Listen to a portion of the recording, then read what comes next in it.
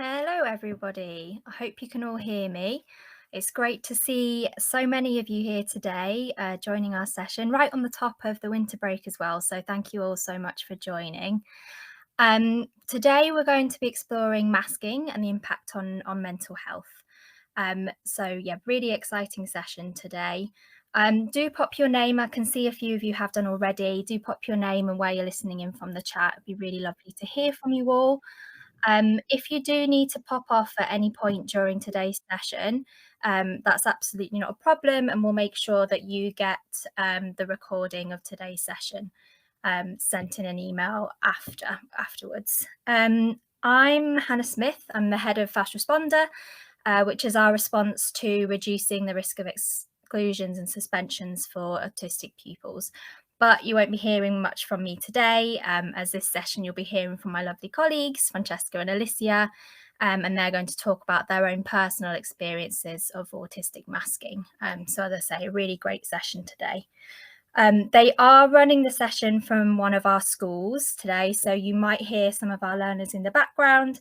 I think one of them's quite keen to see Francesca and hang out, so they may pop in at some point.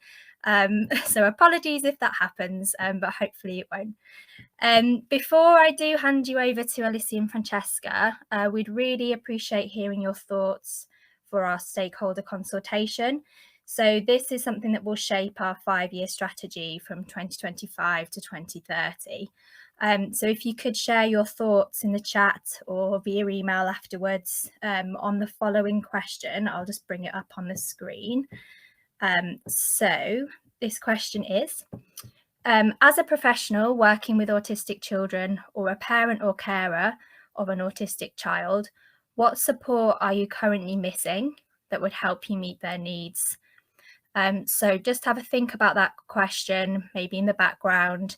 If you've got some instinctive answers, please do pop them in the chat or do pop us an email afterwards, as I say.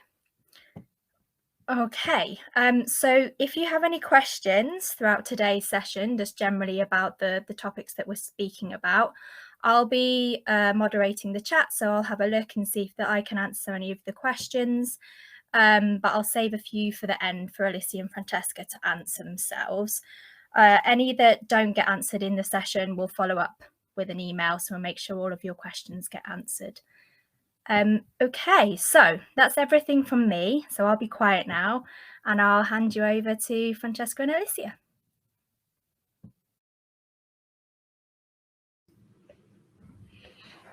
Hi guys. So today we're going to have a look at masking and what that is, how it affects autistic people, why masking might happen, what it looks like, and how that impacts somebody's mental health. Obviously what barriers come as a result of masking, how to support and reduce impacts on mental health, and some personal experiences. And then we'll do some questions at the end, as Hannah just explained. So I'll just go through this. You can do that. Cool. So masking refers to an autistic person covering up or masking their autistic traits or experiences. Can happen for a number of reasons, which we'll delve into a little bit as we go on. But masking can be conscious or subconscious. It may be that it happens as a result of a sort of natural need to fit in, if you like. And it looks like changing your external behaviours to blend in.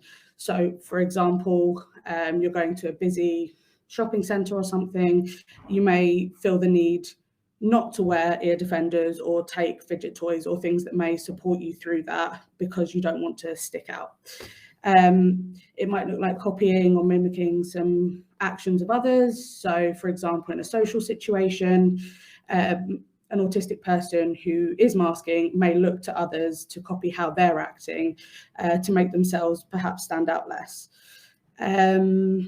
It comes as a coping mechanism a lot of the time. Again, not wanting to stick out or not wanting to be the subject of sort of ridicule.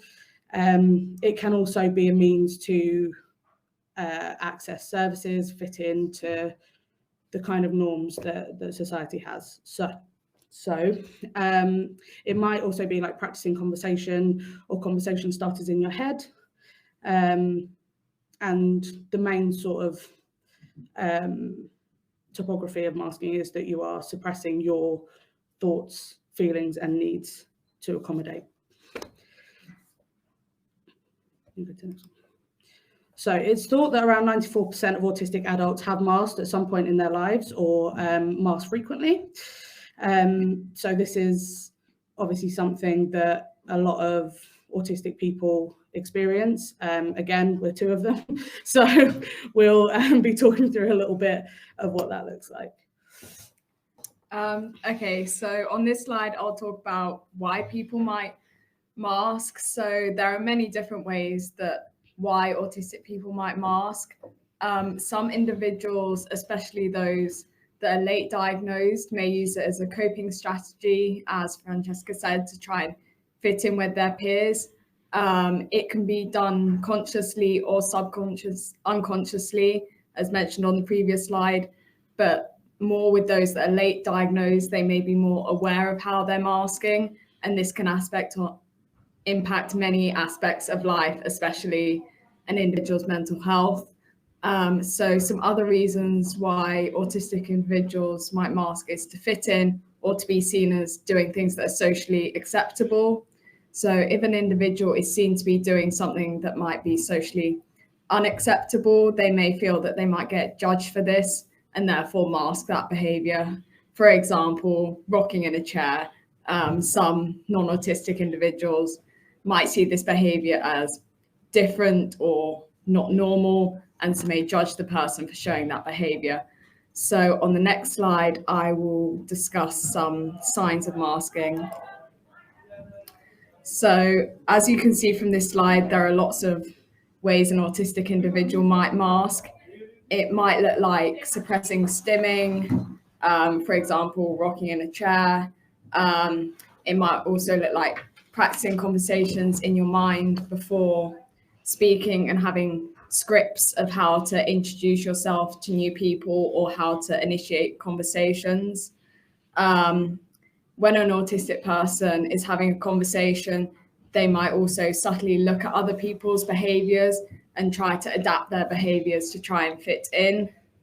They might also try and force eye contact, which for some autistic people can be very painful, and push through sensory discomfort, which can be very mentally exhausting. They might also try to hide or minimize their special interests as they want to be able to seen as fitting in.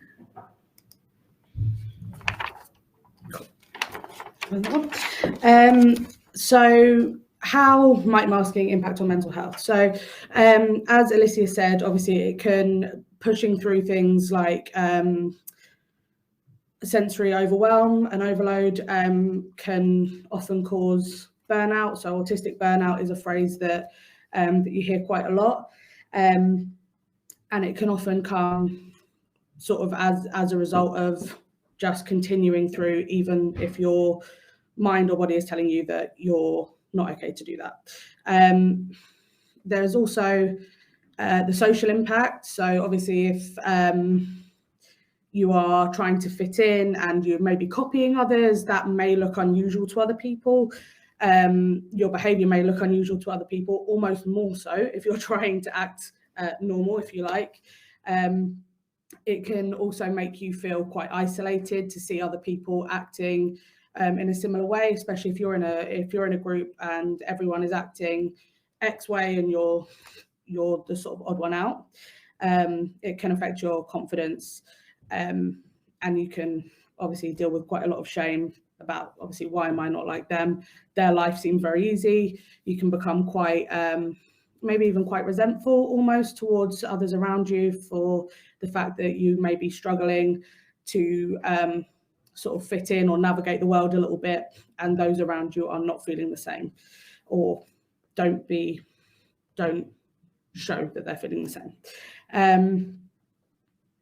And sort of off the back of that, almost, that can impact your identity.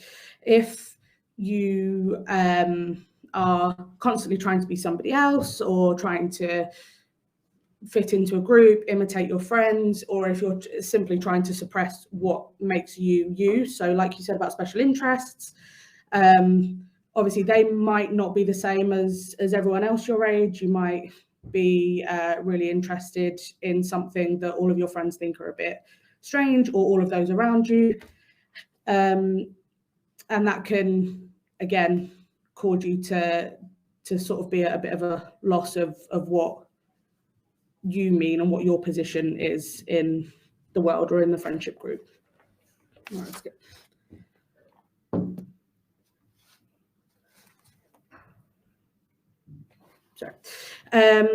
So barriers that come as a result of masking, not getting early support. So if, and that's also the same with any support, accessing services that are appropriate for you and your needs.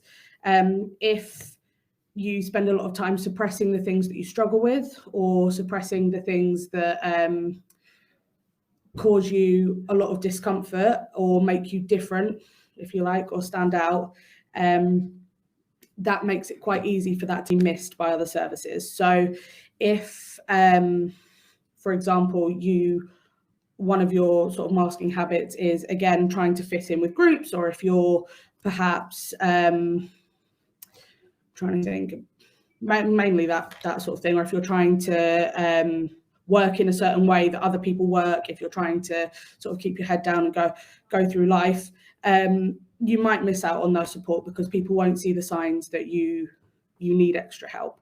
And that is the same when you're like early in your life, but that can stay the same throughout and up to school age and beyond.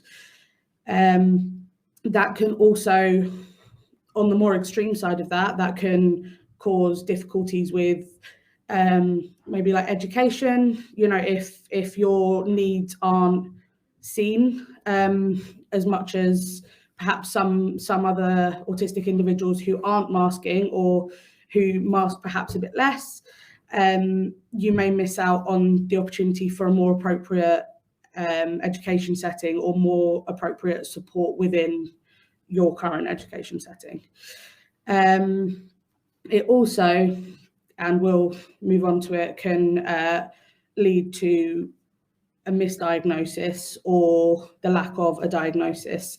Again, as we know, it's becoming more prevalent for girls to be diagnosed, and there are obviously a lot of people that are diagnosed later in life. If you sort of go through a large portion of your life pretending that you're okay, and pretending that these things aren't a problem, and that, you know, you can handle everything, then you may not find that diagnosis, or you may find a different diagnosis. It can lead, so for example, about 70 to 80% of autistic people also have an accompanying psychiatric health problem, which means that obviously those sort of symptoms or those signs of autism can already be quite intertwined, let alone if you're suppressing the autistic side, you may be put into a sort of box of anxious or struggling with your mental health, but the other side of what you're struggling with kind of gets left to the side. Bad grades and lower attainment, obviously, if you're not getting the right support. If, again, you're saying, yes, I understand this in school, because you don't want to put your hand up and say, I don't understand, or I'm struggling to learn like this, or I'm not following a PowerPoint, obviously your grades are going to take a bit of a battering there. And again, something that it can be really difficult is that when you unmask, or when you show these barriers or autistic behaviours that you may always have had but suppressed, when they eventually come out, you may seem more autistic, or people may find that confusing, or you may get sort of labelled as like, oh, why, since you've got a diagnosis, for example, you're more autistic, when actually it's more the case that, no, I'm not more autistic, I'm as autistic as I was, but I was trying harder not to be it.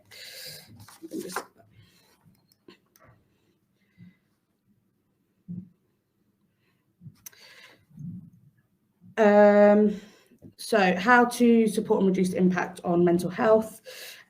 Be open-minded, talk about autism. It's not a bad word, it's not a taboo subject, or it shouldn't be a taboo subject. If people around you, if autistic people around you feel comfortable to be autistic and to look like an autistic person, then that will dramatically improve their quality of life, and it makes no real difference to those around them.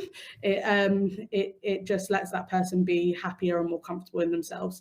So that might be allowing extra time for transitions, or building, you know, a little bit of extra support in building relationships, making sure that if that person displays a behaviour that you may see as abnormal, that there's no sort of extra attention drawn to it, and that you kind of just be as understanding. Listen if somebody's trying to tell you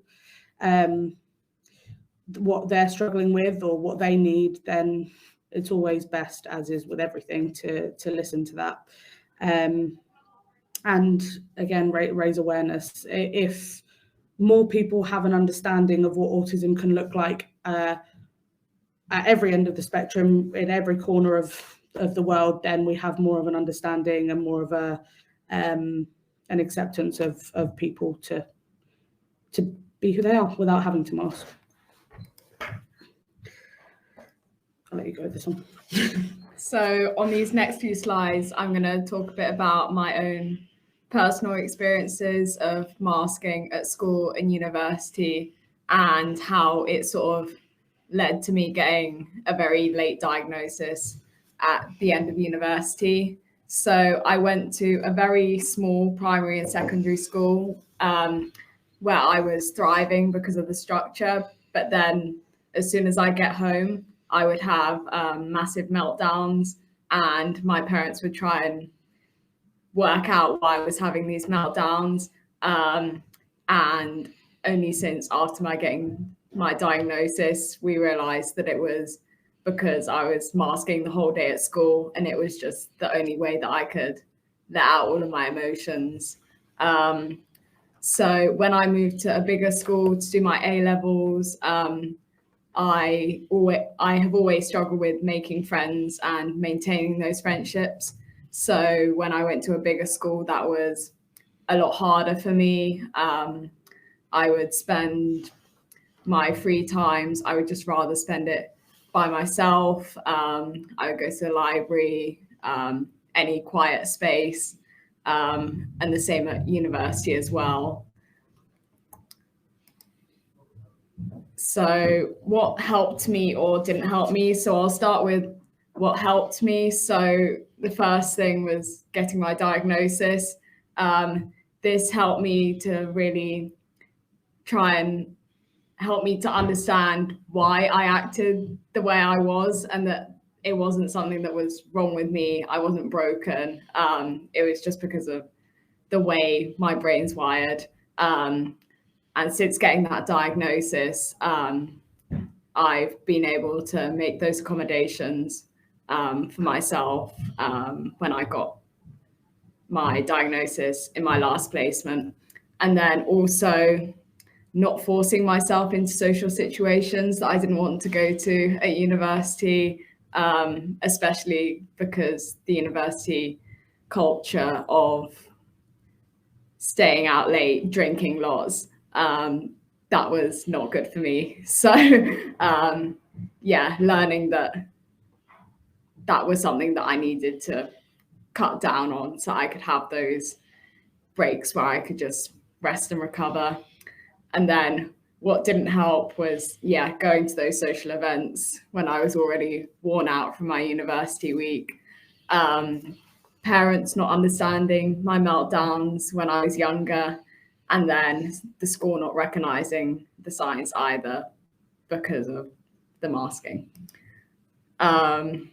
So on this slide, I'm talking about the impacts on my mental health. So the masking caused me to have mental exhaustion, stress. I was initially diagnosed with social anxiety, which now we know it isn't. I had lots of sleep problems at university. I was very socially isolated. And then the worst bit was when I started self-harming at university and using lots of different self-injurious behavior to try and cope with what I was dealing with. So that is the end of our presentation. Any questions?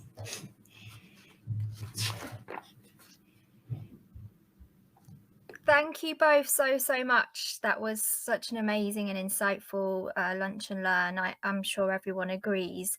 I've been monitoring the questions in the chat. There aren't any specific questions that have come up for you guys. Just lots of thanks for sharing your experiences. So Emma's just said, thank you for sharing your experience. It is really brave of you and helpful. Hannah Woods has said, thank you for such an insightful, oh my gosh, sorry, they're just moving so quickly, I can't catch up with them. But basically, Alicia and Francesca, everyone says thank you so much for sharing all of your personal experiences. There's one question that's just come up. So someone said, can a child who's 6 years old be masking? What if they're not fully verbal? I think yeah, so. I think at that age, yeah, I think it might look different to how perhaps a teenager or somebody with more language might mask. It might not look exactly the same, but it's still very possible. It still could be suppressing the kind of general suppressing the issues that they're dealing with or the barriers that they have to fit in. I don't think that's sort of specific to any age group. I think once there is an element of social understanding from that point forwards, it almost becomes possible. I don't know if you agree. Yeah, I think, yeah. I think, yeah.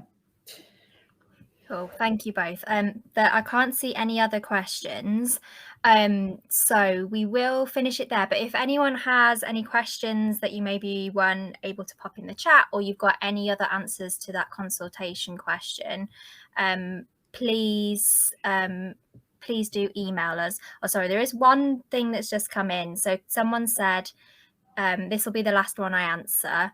I post to you guys. So can you explain burnout, please? And what does that look like?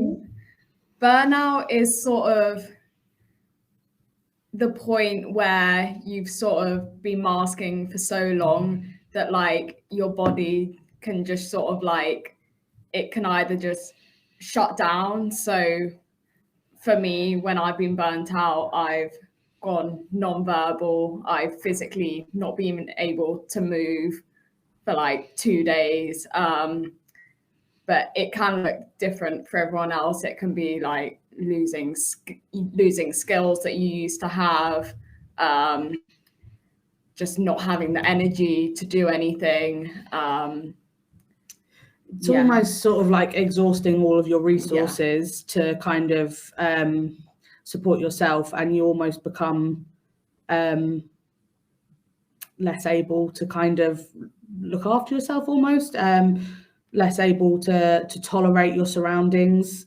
I think is the things that you work hard to sort of tolerate or mask all the time becomes it becomes a lot harder, and that may lead to sort of behavioural change.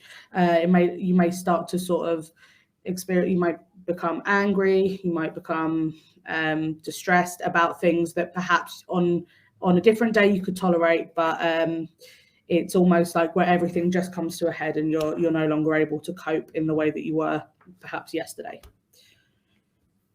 Thank you both. There's quite a few other questions that have come in, but Alicia and Francesca, if that's okay with you, I'll pop those over to you via email so you're able to respond that way.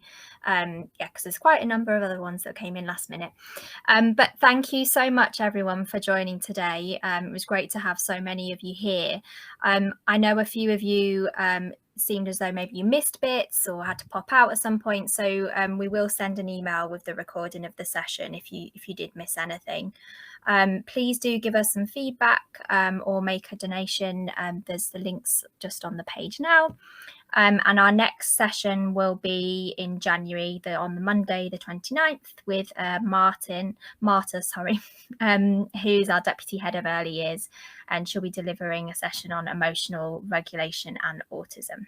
So hopefully we'll see you there. And I hope everyone has a lovely winter break and a great new year, and we'll hopefully see you in the new year. Thank you, everyone.